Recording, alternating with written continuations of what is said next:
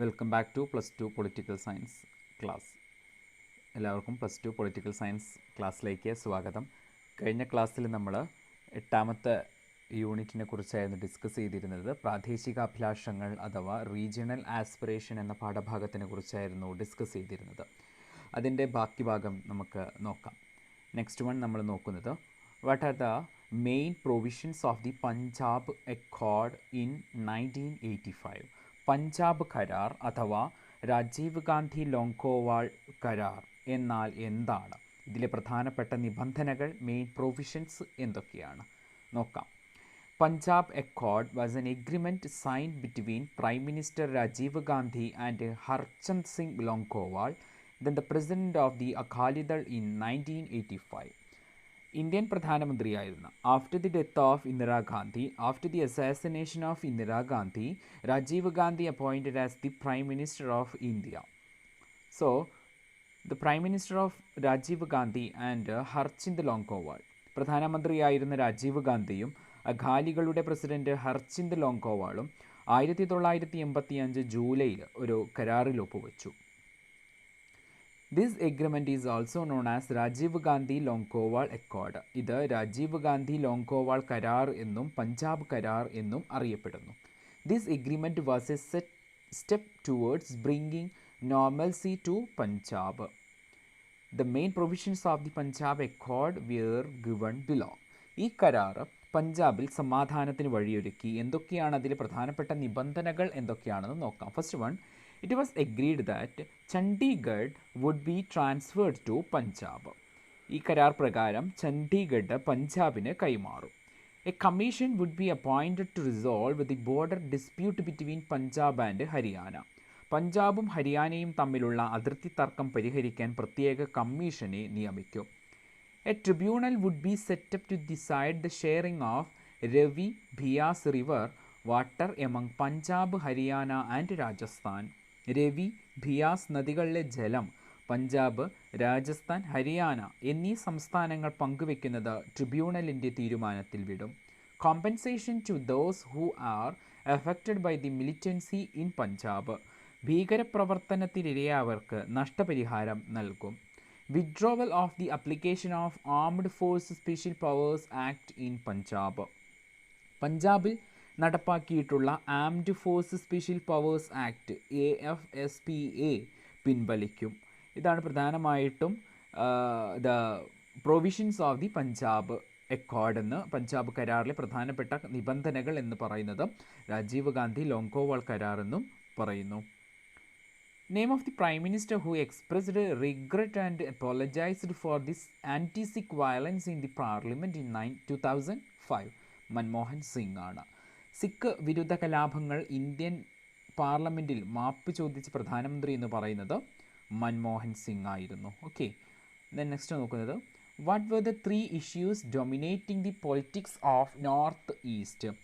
വടക്ക് കിഴക്കൻ സംസ്ഥാനങ്ങളിൽ ചില പ്രശ്നങ്ങളുണ്ടായിരുന്നു. അതായത് ഭൂമിശാസ്ത്രപരമായി ഒറ്റപ്പെട്ട് കിടക്കുന്ന വടക്ക് കിഴക്കൻ പ്രദേശത്ത് ചില വികസന പദ്ധതികൾ കൊണ്ടുവരാൻ കഴിഞ്ഞില്ല. ഇത് ഈ പ്രദേശത്തിൻ്റെ അല്ലെങ്കിൽ പ്രദേശങ്ങളുടെ സമ്പദ് വ്യവസ്ഥയെ തകിടം മറിച്ചു. രാഷ്ട്രീയമായും ഈ പ്രദേശം ഒറ്റപ്പെട്ടു.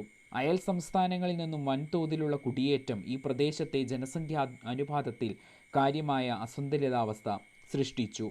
വടക്കിഴക്കൻ മേഖലകളിലെ രാഷ്ട്രീയത്തിൽ പ്രബലമായിട്ടുള്ള ചില 3 പ്രശ്നങ്ങൾ ഉണ്ടായിരുന്നു. There are 3 issues dominating the politics of north east.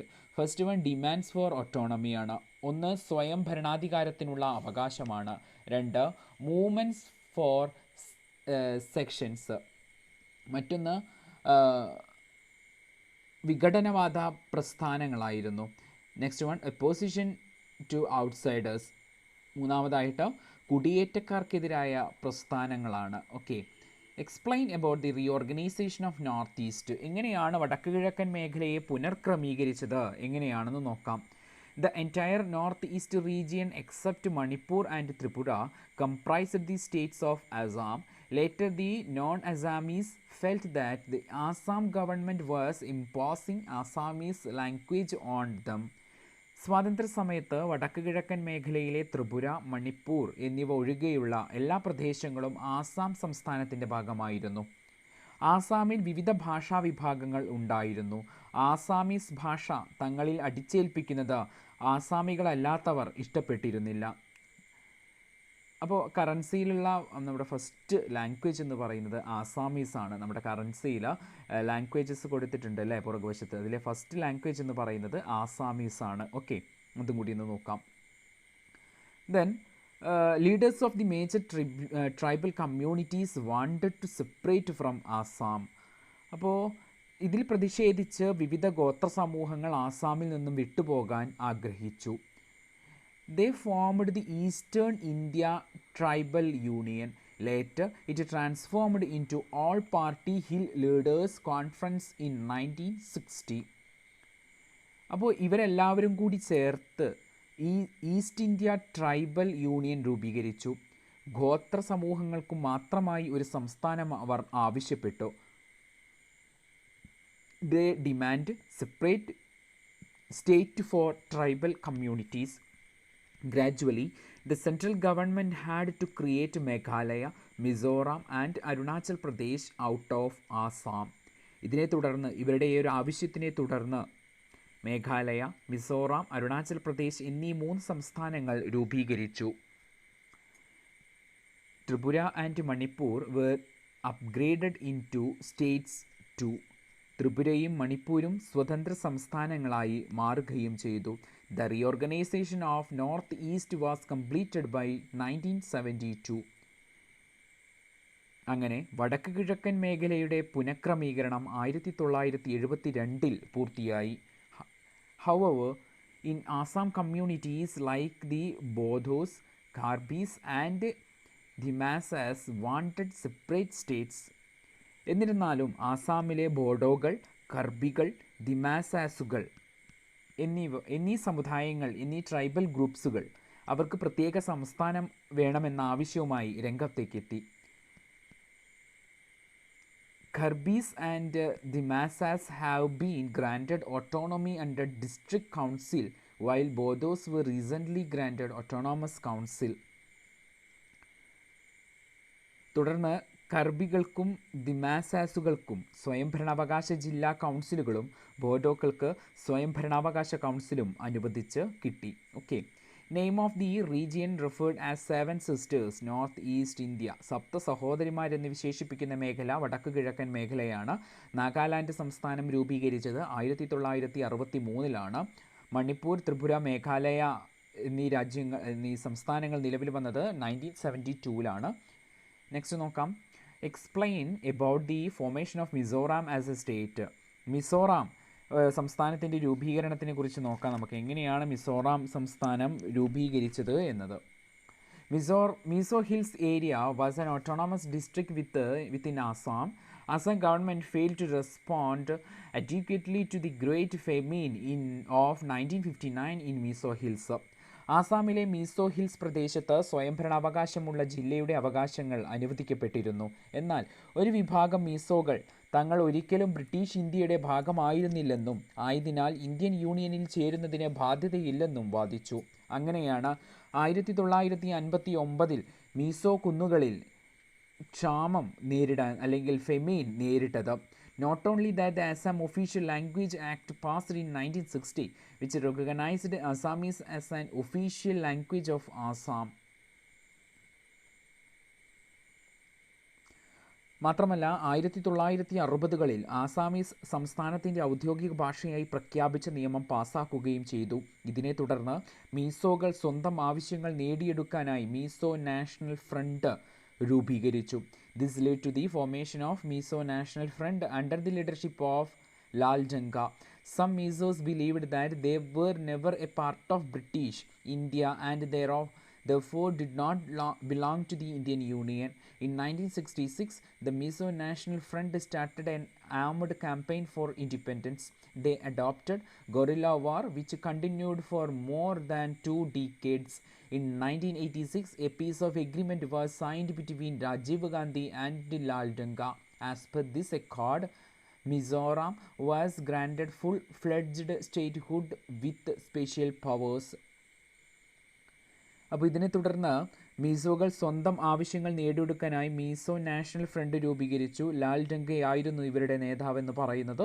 Meso national front സ്വാതന്ത്ര്യത്തിനു വേണ്ടി സായുധ കലാപം ആരംഭിക്കുകയും ഗറില്ല യുദ്ധതന്ത്രങ്ങൾ സ്വീകരിക്കുകയും ചെയ്തു. തുടർന്ന് ഇന്ത്യൻ പ്രധാനമന്ത്രി രാജീവ് ഗാന്ധിയും ലാൽ ഡംഗയും തമ്മിൽ സമാധാന കരാറിൽ ഒപ്പുവെക്കുകയും മിസോറാമിന് പ്രത്യേക അധികാരങ്ങളോടെ പൂർണ്ണ സംസ്ഥാന പദവി അനുവദിച്ചു നൽകുകയും ചെയ്തു. ഇതോടെ വിഘടനവാദം പിൻവലിക്കാൻ മീസോ നാഷണൽ ഫ്രണ്ട് സമ്മതിച്ചു. മീസോ നാഷണൽ ഫ്രണ്ടിൻ്റെ സ്ഥാപകൻ എന്ന് പറയുന്നത് ലാൽ ഡംഗയാണ്. മിസോറാം സംസ്ഥാനം രൂപീകരിച്ചത് 1987 മിസോറാമിൻ്റെ ആദ്യത്തെ മുഖ്യമന്ത്രി എന്ന് പറയുന്നത് ലാൽ ഡംഗയാണ്. The first chief minister of Mizoram Lal ഡംഗയാണ്. നാഗാലാൻഡ് സംസ്ഥാനം രൂപീകരിച്ചത് 1963 നാഗാലാൻഡിന് വേണ്ടി ലീഡർ എന്ന് പറയുന്ന movement for the independent of നാഗാലാൻഡിൻ്റെ സ്വാതന്ത്ര്യത്തിന് വേണ്ടി പോരാടിയ നേതാവെന്ന് പറയുന്നത് അൻഗാമി സഫു പിസോയാണ്. ദെൻ നമുക്ക് മറ്റൊന്ന് നോക്കാം. 1985 ആസാം ഉടമ്പടിയിലേക്ക് നയിച്ച സാഹചര്യങ്ങൾ എന്തൊക്കെയാണെന്ന് നോക്കാം.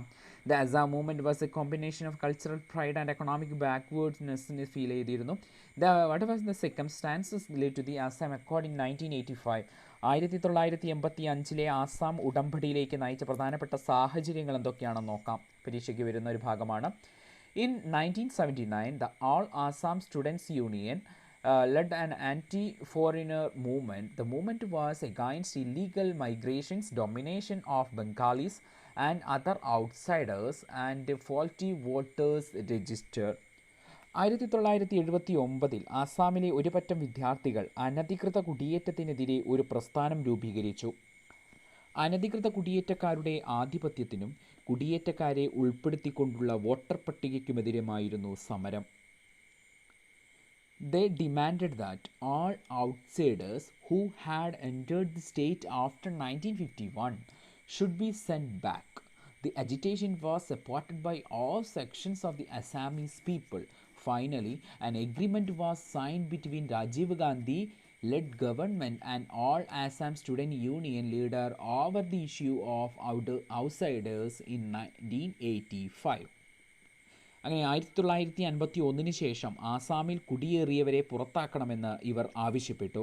പ്രക്ഷോഭം അക്രമാസക്തമാവുകയും നിരവധി ആളുകൾ കൊല്ലപ്പെടുകയും ചെയ്തു. ഒടുവിൽ രാജീവ് ഗാന്ധിയുടെ നേതൃത്വത്തിൽ ഗവൺമെൻറ് ആസാം സ്റ്റുഡൻറ് യൂണിയൻ നേതാക്കളുമായി ചർച്ച നടത്തുകയും 1985 ഒരു ഉടമ്പടിയിൽ ഒപ്പുവെക്കുകയും ചെയ്തു. This is known as Assam Accord. According to this agreement, those foreigners who migrated into Assam during the after Bangladesh war were to be identified and deported. Assam Accord brought about peace in Assam. However, the issue of the outsiders continued to be live issue in politics of Assam. അങ്ങനെ ഉടമ്പടിയിൽ ഒപ്പുവെക്കുകയും ചെയ്തു. ബംഗ്ലാദേശ് യുദ്ധകാലത്തും അതിനുശേഷവും ആസാമിൽ കുടിയേറിയവരെ എല്ലാവരെയും പുറത്താക്കാൻ ഉടമ്പടിയിൽ വ്യവസ്ഥ ചെയ്തിരുന്നു. ഇതാണ് ആസാം ഉടമ്പടി എന്ന് പറയുന്നത്. ഓക്കെ, ഇനി നെക്സ്റ്റ് നോക്കുന്നത് how Sikkim merged with India. എങ്ങനെയാണ് സിക്കിം ഇന്ത്യൻ യൂണിയനിൽ ലയിച്ചത്? Sikkim was a protectorate of India. Sikkim's defence and foreign relations were looked after by India.